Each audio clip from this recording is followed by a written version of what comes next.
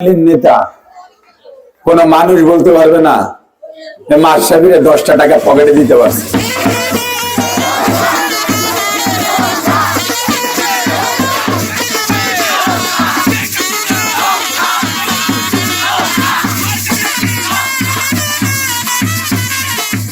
আমি বলতে পারতাম আমি 20 বছর ক্রিকেট খেলছি, আমার সম্বন্ধে টুকটাক ধারণা আপনাদের হওয়া উচিত।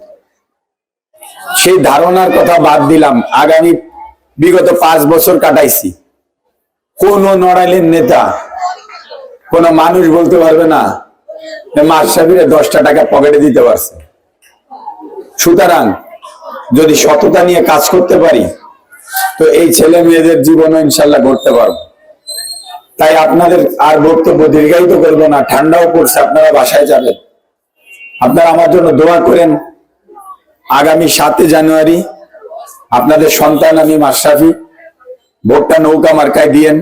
আমি কথা দিয়ে গেলাম আপনাদের প্রজন্মের জন্য ইনশাল্লাহ আমি আর একটা এমন কিছু করে দিয়ে যেতে চাই যাতে ওদের জীবনটা সুন্দর হয়ে যায়।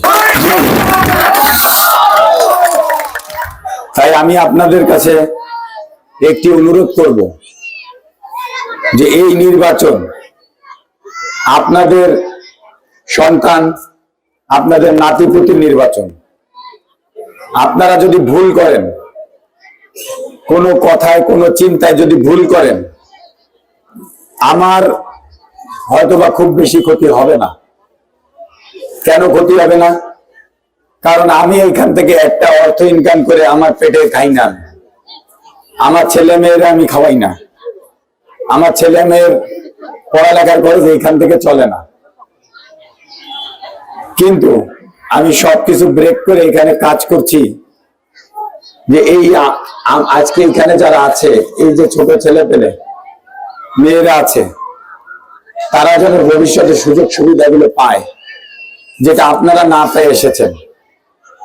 উন্নয়ন প্রকল্প কোনোদিন 3-4 বছরের ধারা না, এটা 8-10 বছরের একটা ধারা, যেটার উপর আস্থা বিশ্বাস নিয়েই এগিয়ে যেতে হবে।